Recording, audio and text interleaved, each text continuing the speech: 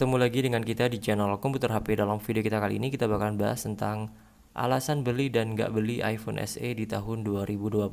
Ini bisa dikatakan preview iPhone SE generasi kedua, iPhone SE keluaran tahun 2020.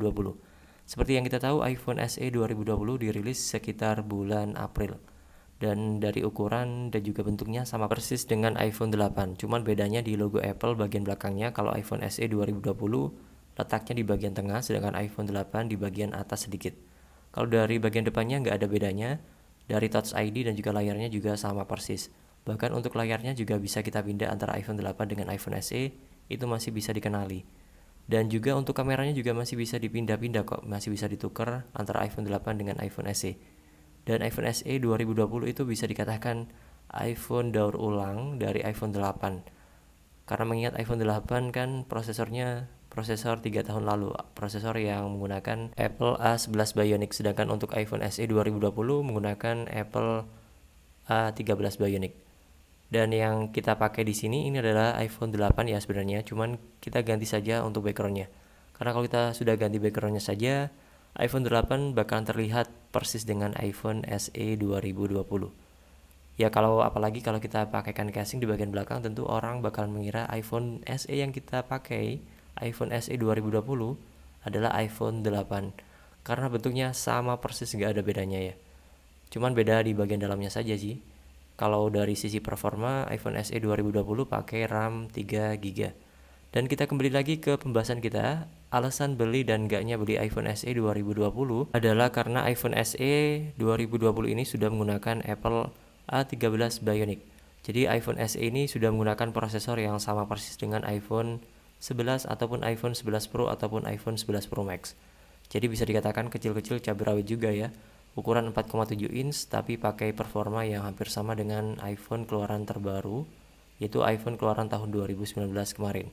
Sedangkan untuk alasan lainnya adalah menggunakan single kamera di bagian belakang, tapi bisa kita gunakan sebagai kamera portrait mode, baik kamera belakang ataupun kamera depannya. Ya, meskipun iPhone SE 2020 ini menggunakan lensa kamera yang sama seperti halnya di iPhone 8, tapi karena menggunakan Apple A13 Bionic yang tentunya support dengan grafik yang lebih bagus untuk pengolahan image, jadi iPhone SE 2020 ini bisa kita gunakan untuk portrait mode di bagian kamera belakang ataupun kamera depannya. Untuk hasil perekaman 4K 60 fps di iPhone SE 2020 ini tentu hasilnya bakalan bagus banget dan juga smooth banget. Dan alasan terakhir kenapa beli iPhone SE 2020 adalah dari segi harganya. Mengingat harga iPhone SE tahun 2020 bisa didapatkan dengan harga 8 jutaan untuk harga unit baru.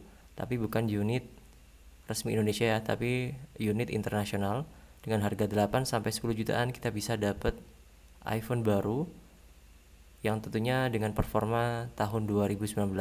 Sama persis dengan performa iPhone 11, 11 Pro, 11 Pro Max. Dan kita lanjutkan dari segi alasan kenapa nggak beli iPhone SE 2020. Yang pertama adalah jangan beli iPhone SE 2020 karena di tahun 2020 sudah nggak zamannya pakai Touch ID atau nggak zamannya pakai fingerprint untuk pengamanan iPhone.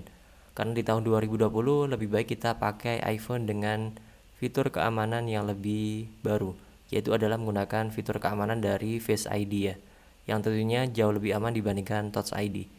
Karena untuk muka ya bisa kita masukkan cuma satu data saja, sedangkan untuk fingerprint bisa sampai 5 fingerprint. Tentu lebih aman kalau pakai data wajah ya, nggak sembarangan orang bisa pakai wajah kita. Dan kemudian untuk lainnya adalah layarnya yang terlalu kecil, layarnya cuma 4,7 inch, padahal ini adalah iPhone keluaran tahun 2020. Ya, mengingat tahun 2020 setidaknya sama persis dengan iPhone 11 Pro, meskipun ukurannya kecil tapi layarnya full screen. Sedangkan iPhone SE 2020 pakai desain lama yang masih pakai Touch ID, masih ada jeda dan juga dagunya. Tentu bagi sebagian orang itu kurang nyaman ya, karena ini adalah iPhone keluaran tahun 2020. Dan dari segi kapasitas baterainya juga terlalu kecil, yaitu cuma 1821 mAh.